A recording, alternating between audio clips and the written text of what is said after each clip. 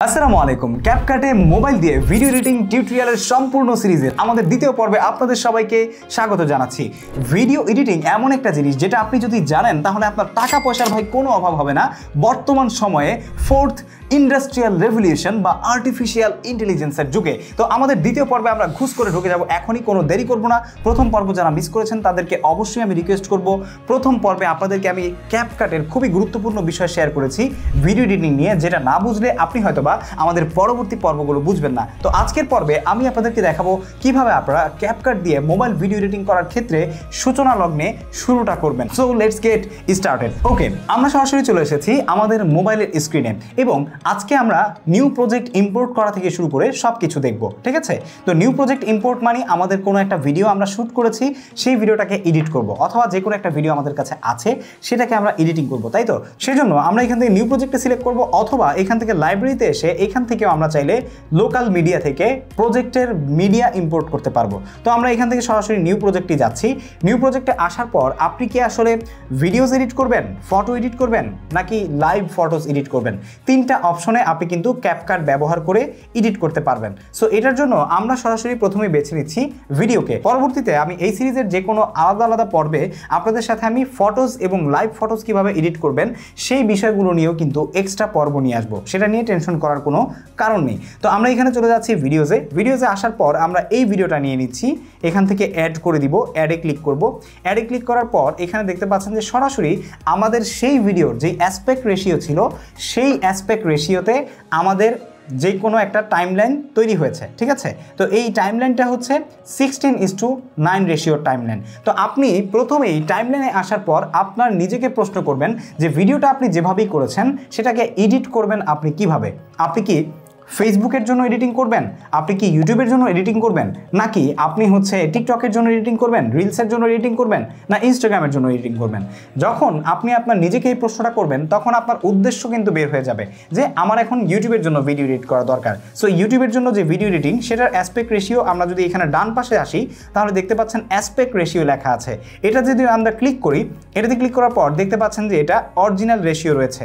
তো আমাদের এই রেশিওটা হচ্ছে 16:9, অথবা এখানে আপনারা দেখতে পাচ্ছেন ইউটিউবের লোগো দিয়ে 16:9 লেখা আছে। এটাতে সিলেক্ট করলেও আমরা কিন্তু একই রেশিও দেখতে পাচ্ছি। বাট আপনি যখন টিকটকের রেশিওতে চলে যাবেন তাহলে 9:16, বাট এটার ভার্টিক্যাল যেটা সেটা হয়ে যাবে এভাবে, যেটা ছিল সেটা জাস্ট এভাবে হয়ে যাবে, ঠিক আছে? তো আমরা এটাকে যদি 9:16 দিই তাহলে দেখতে পাচ্ছেন চেঞ্জ হয়ে গেছে। এটাকে জাস্ট আমরা এভাবে প্লাসে মানে আঙ্গুল দিয়ে জুম করে দিব, ঠিক আছে? আঙ্গুল দিয়ে জুম করে দিলেই কিন্তু আপনি এইভাবে ক্যাপকাটে এডিট করতে পারবেন। তো আমরা চাচ্ছি যে ব্যাকে যাব, আমাদের যে ভিডিওটা আছে সেটা আমরা এডিটিং করব ইউটিউবের জন্যই, ঠিক আছে? এই জন্য আমরা 16:9 রেশিওতে এসেছি। এখানে কিন্তু 1:1 রয়েছে, যেটা আপনি ইনস্টাগ্রাম বা ফেসবুকে আপলোড করতে পারেন, এবং অন্যান্য সিনেমা অ্যাসপেক্ট রেশিও আছে। আপনার যেই অ্যাসপেক্ট রেশিও প্রয়োজন সেই অ্যাসপেক্ট রেশিওতে এডিট করবেন। সো এখান থেকে আমরা এডিটিংয়ের যে অ্যাসপেক্ট রেশিও সেটা নির্ধারণ করে ফেললাম। তো ভিডিও এডিটিংয়ের শুরুতেই সবার আগে এই অ্যাসপেক্ট রেশিওটা আপনারা নির্ধারণ করবেন। অনেকে হয়তো বা আপনাদেরকে ক্যাপকাটের এডিটিং টিউটোরিয়াল দেখিয়েছে, কিন্তু শুরুতেই এসে আপনাকে কাটাকাটি শিখিয়েছে। কাটাকাটি শেখানোর আগে আমার কাছে মনে হয় আপনার অ্যাসপেক্ট রেশিওটা নির্ধারণ করা বেশি প্রয়োজন।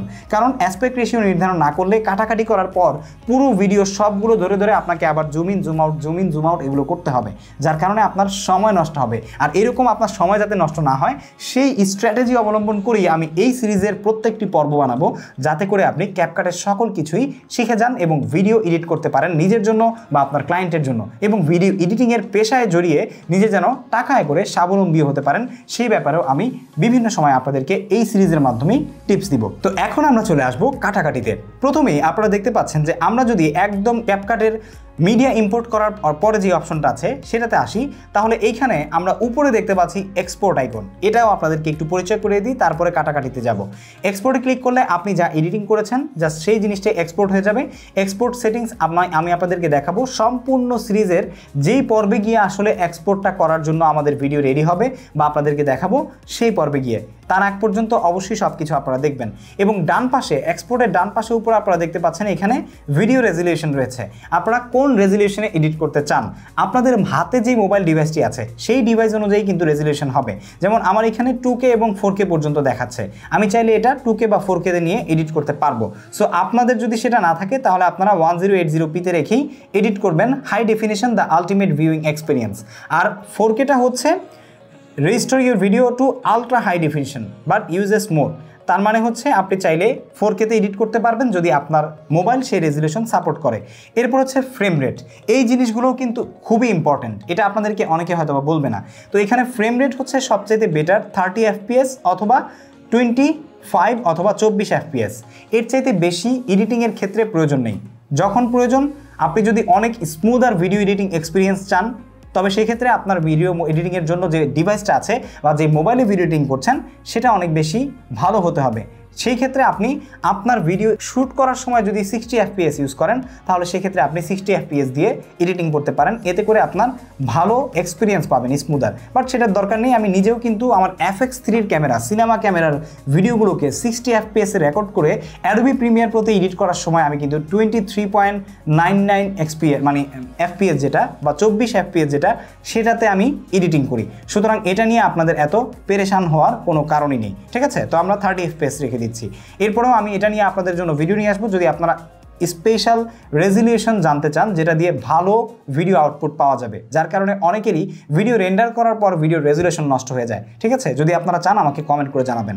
দেন হচ্ছে স্মার্ট HDR, এটা অন রাখবেন আর এখান থেকে ওয়াটারমার্কটা নন দিয়ে রাখবেন, কারণ ওয়াটারমার্ক যদি আপনি ভিজিবল দিয়ে রাখেন তাহলে রেন্ডার করার পর এরকম দেখতে পাচ্ছেন ভিডিওতে ওয়াটারমার্ক থাকবে, বাট আমরা সেটা দেখবো না, আমরা ওদেরকে অ্যাড দেখে দেখে ফ্রিতে রেন্ডার করব, ঠিক আছে? তো এটা দেখা শেষ। দেন আমরা চলে যাচ্ছি আবারও হোম পেজে। হোম পেজে আসার পর এখন দেখতে পাচ্ছেন যে এখানে এডিট অপশন রয়েছে। সো এডিট অপশনে আসলেই আমরা এটাকে দেখতে পাচ্ছেন যে একটা স্প্লিট জায়গা আছে, ঠিক আছে? এই যে কেচির মতো যে অপশনটা এডিট, এটাতে আসলেই দেখতে পাচ্ছেন যে আমাদের ফুটেজটা কিন্তু সিলেক্ট হয়ে গেছে। তো আমরা যে ভিডিওটা সিলেক্ট করেছি এটা আমি আর অনন্যজামান ভাই পিসি বিল্ডারে একটা আলোচনা করেছিলাম সেই ভিডিও। তো আমরা চাচ্ছি যে আমাদের ভিডিওটা শুরু হয়েছে এই জায়গা থেকে, এই যে ওকে, এই যে ওকে বলার আগে আমরা এখান থেকে এটাকে স্প্লিট করব। সো আমরা ভিডিওর যেই ফুটেজটা সেটার উপরে ক্লিক করেছি, ক্লিক করে এখান থেকে স্প্লিটে ক্লিক করব। স্প্লিটে ক্লিক করলে দেখতে পাচ্ছেন দুইটা ফুটেজ কিন্তু আলাদা হয়ে গেছে। এবার এই ফুটেজটাকে আমরা জাস্ট সিলেক্ট করে এখান থেকে ডিলিটে প্রেস করলেই ভিডিও ডিলিট হয়ে যাবে। এছাড়াও আরও একটা অপশন রয়েছে, আমরা যদি এখান থেকে রিভার্স আইকনে ক্লিক করি, এখানে আপনারা দেখতে পাচ্ছেন যে লেফটে যেই অ্যারোটা রয়েছে সেটা হচ্ছে রিভার্স, আর হচ্ছে রাইটে যে অ্যারোটা রয়েছে সেটা হচ্ছে রিডু। হ্যাঁ, রিডু বা আন্ডু। তো আমরা এটা দিয়ে আন্ডু করতে পারবো বা রিডু করতে পারবো এই পাশের অপশনটা দিয়ে, ঠিক আছে?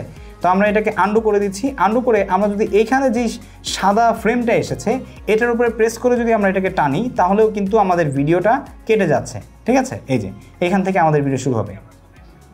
আরেকটু যদি পেছাই, এই যে এইভাবে আপনি কিন্তু কাটতে পারবেন বা আপনার ভিডিওটাকে এদিক সেদিকে নিতে পারবেন। এবং আমরা চাচ্ছি যে ভিডিওর একদম মাঝখানে এসে একদম শেষ পর্যায়ে এসে আমাদের ভিডিও যেখানে শেষ করব সেখানে আরেকটা কাট দিব, ঠিক আছে? তো আপনি চাইলে এরকম আঙুল দিয়ে এরকম প্রেস করে করে, ঠিক আছে, জুম ইন জুম আউট করতে পারবেন, যেটা একদমই ইজি, ঠিক আছে? এই যে এভাবে আপনার যে ইন্টারফেস আছে বা ড্যাশবোর্ড আছে এটাকে জুম ইন জুম আউট করতে পারবেন। তো এডিটিংয়ের সময় খেয়াল করবেন আপনার এডিটিংয়ের শেষে যেন ক্যাপকাটের যেই ট্যাপ টু এডিট টেক্সট এই লোগোটা যেন না চলে আসে। এটা হচ্ছে আসলে কিন্তু আপনার এডিটিং এক্সপিরিয়েন্সটা ভালো হবে না। সো আমরা এটা ডিলিট করে দিচ্ছি, প্রয়োজনে আমরা এক্সপোর্টের সময় অ্যাড দেখে নিব, ঠিক আছে? দেন হচ্ছে আমরা লাস্টে এই জায়গায় এসে এই যে এইখানে আমাদের ভিডিও শেষ হয়ে গেল, এখানে আরেকটা স্প্লিট দিয়ে দিলাম। স্প্লিট দেওয়াতে আমাদের ভিডিওটা কিন্তু কাট হয়ে গেল, ঠিক আছে? সো কাটাকাটি শেষ। এখন যে জিনিসটা চলে আসে কাটাকাটির পরে আমাদের কাছে সবচাইতে ইম্পর্টেন্ট, সেটা হচ্ছে এই ভিডিওটা কিন্তু অনেক বড়, এত বড় আমাদের প্রয়োজন নেই। আপনাদেরকে দেখানোর জন্য আমরা ভিডিওটা একটু ছোট করে নিচ্ছি, এখানে স্প্লিট দিয়ে বাকি অংশ ডিলিট করে দিব, ঠিক আছে? ডিলিট করে দিয়েছি, এখন ছোট হয়েছে, আপনাদেরকে দেখাতে সুবিধা হবে।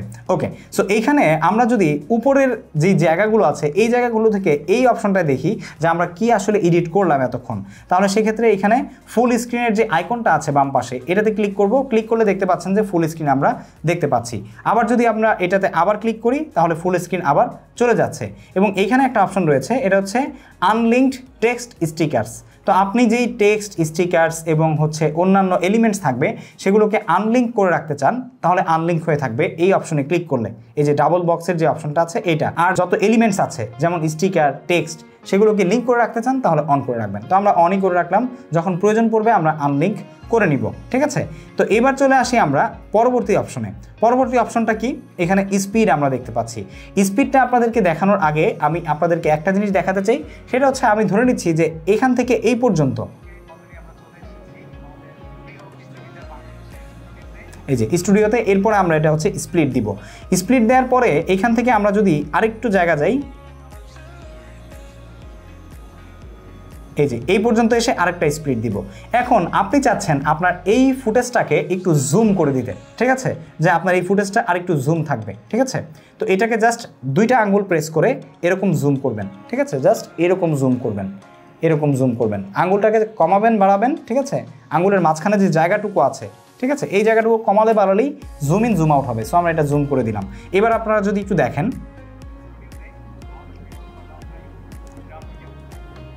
ঠিক আছে, তো এভাবে হয়ে গেল। পরবর্তী কাটে আবার জুম আউট হয়ে গেছে। তো এভাবে জুম ইন জুম আউট করতে পারবেন। এখন কিন্তু আপনি চাইলে একটা ভিডিও এডিট করে ফেলতে পারবেন। ঠিক আছে, একদমই ইজি। এরপরে হচ্ছে অডিও। ঠিক আছে, তো অডিওতে এসে আমরা এখানে কি কি পাচ্ছি, ঠিক আছে, যেমন আমরা যদি এটাতে ক্লিক করি, ক্লিক করার পর অডিওতে যে জিনিসগুলো আছে সেগুলোতে যাওয়ার আগে আমরা এখানে ফুটেজের উপরে যে অপশন আছে এই অপশনগুলো দেখব।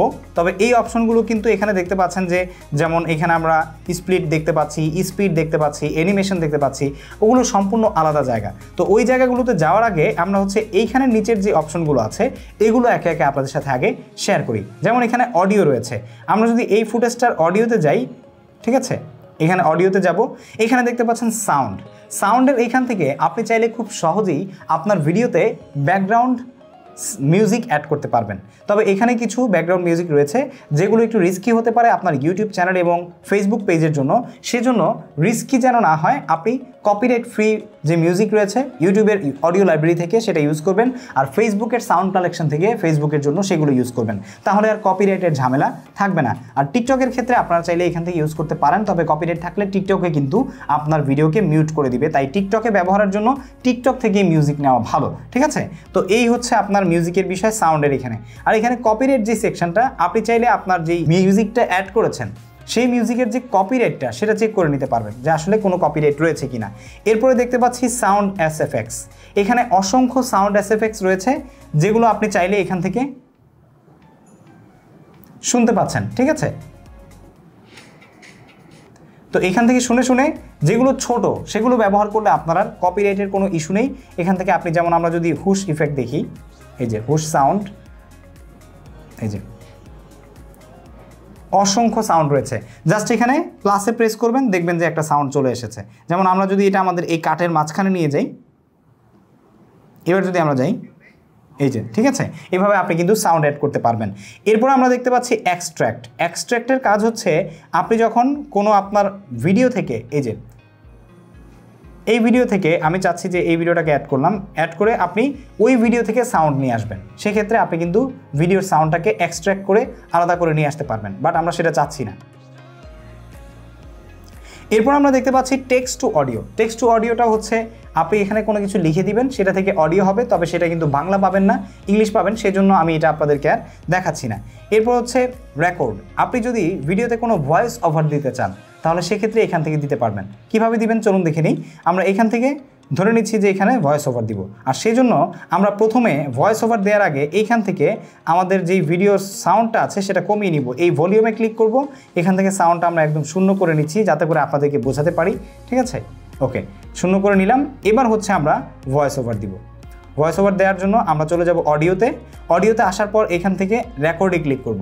রেকর্ডে ক্লিক করার পর দেখতে পাচ্ছেন যে রেকর্ড অপশন রয়েছে, এটাতে প্রেস করব। প্রেস করে আপনার মাইক্রোফোনকে অ্যালাউ করে দিতে হবে ফোন থেকে। অ্যালাউ করে দিয়ে এখানে জাস্ট প্রেস করলেই এই যে 3, 2, 1। আজকের ভিডিওতে আপনাদের সাথে আমি শেয়ার করছি পিসি বিল্ডারের পিসি বিল্ডার বাংলাদেশের স্টুডিওতে যাওয়ার পর অনন্য জামান ভাইয়ের সাথে আমি যে আলোচনাগুলো করেছি সেই আলোচনার সারসংক্ষেপ, যেগুলোর মাধ্যমে আপনারা আমাদের আলোচনার যেই ভিডিওগুলো আছে সেগুলো দেখতে পারবেন। ওকে, এখান থেকে প্রেস করে দিচ্ছি, ওকে, এখানে দিয়ে দিলাম। ওকে, মাঝখানে প্রেস করার পর আমাদের কিন্তু অলরেডি চলে গেছে। দেন আমরা এখান থেকে ইয়েস প্রেস করব। এবার হচ্ছে আমাদের এই ভিডিওটাতেও কিন্তু সাউন্ড রয়েছে, এই সাউন্ডটাকেও আমরা কমিয়ে দিচ্ছি যাতে আপনারা সেটা শুনতে পারেন। ওকে, আমরা সাউন্ডটা শূন্য করে দিলাম। এই যে এখন হচ্ছে আপনারা দেখতে পাচ্ছেন আমার যে ভয়েস ওভারটা আছে সেটা আপনারা শুনবেন।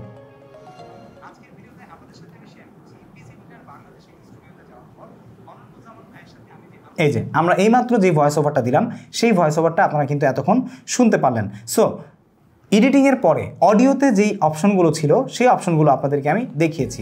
তো এখানে আমি আপনাদেরকে লাইভ এক্সপিরিয়েন্স দেখাচ্ছি যে আপনি চাইলে কিভাবে এখানে ব্যাকগ্রাউন্ড মিউজিক ইউজ করবেন। তো আমি এখান থেকে চাচ্ছি যে একটা সাউন্ড অ্যাড করব।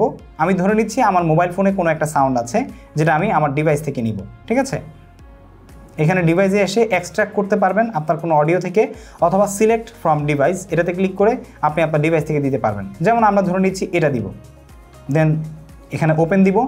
ওপেন দিলে দেখতে পাচ্ছেন চলে এসেছে। এটাকে প্লাসে ক্লিক করব, দেখতে পাচ্ছেন আমাদের ব্যাকগ্রাউন্ডের যেই ভয়েস ওভার ছিল সেই ভয়েস ওভারের নিচে এসেছে, এবং এটার যে সাউন্ড আছে এই সাউন্ডটাকে আমরা এখান থেকে এসে কমিয়ে একদম 3 করে দিলাম।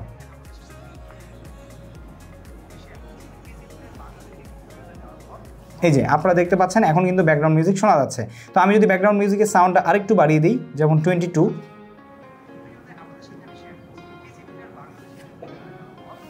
এখন কিন্তু আপনারা শুনতে পাচ্ছেন যে এটার সাউন্ড কোয়ালিটি তুলনামূলক অনেকটা বেড়ে গেছে ব্যাকগ্রাউন্ড মিউজিকের। সো এইভাবে আপনি ব্যাকগ্রাউন্ড মিউজিক এবং এসএফএক্স কীভাবে অ্যাড করবেন সেটাও কিন্তু আপনাদেরকে দেখিয়ে দিয়েছি। সো এই পর্বে এটুকুই থাকুক। পরবর্তী পর্বে আমরা আপনাদের সাথে শেয়ার করব টেক্সট ওভারলে ইফেক্টস এবং একাধারে caption, aspect ratio, filters, adjust এবং আপনাদের ধৈর্য থাকলে যতটুকু শেয়ার করা যায় পরবর্তী সকল কিছুই আমরা পরবর্তী পর্বে শেয়ার করব। এরপরে আরও ডেপথ রয়েছে, যেমন এডিটিংয়ের মধ্যেও আমরা আরও অপশন দেখতে পাচ্ছি, তারপরে এখানে টেক্সটের মধ্যেও আরও অপশন দেখতে পাচ্ছি। প্রত্যেকটা জিনিস আপনাদেরকে একে একে দেখিয়ে দিব, যাতে করে এডিটিং করার ক্ষেত্রে কোনো কিছুই আপনার আর অজানা না থাকে। সো হোপফুলি আমাদের দ্বিতীয় পর্বটি থেকে আপনারা অনেক কিছুই শিখতে পেরেছেন, বিশেষ করে এডিটিং এবং সাউন্ড বা ব্যাকগ্রাউন্ড মিউজিক বা এসএফএক্স কীভাবে আপনারা অ্যাড করবেন এই সম্পর্কে সকল কিছু। যদি ভিডিও ভালো লেগে থাকে তাহলে অবশ্যই একটি লাইক দিবেন, কমেন্ট করে জানাবেন কেমন লাগলো। পরবর্তী পর্বে কোন বিষয়টা বেশি হাইলাইট করব সেটা কমেন্ট করে জানাতে পারেন। দেখা হচ্ছে পরবর্তী পর্বে। পর্বগুলো পাওয়ার জন্য অবশ্যই চ্যানেলটি সাবস্ক্রাইব করুন ফ্রিতে আমাদের এই চ্যানেল থেকে ক্যাপকাট দিয়ে প্রফেশনাল ভিডিও এডিটিং শেখার জন্য। সো সেই জন্য অবশ্যই আমাদের চ্যানেলের সঙ্গে থাকার আহ্বান জানিয়ে আজকে বিদায় নিচ্ছি। আসসালামু আলাইকুম।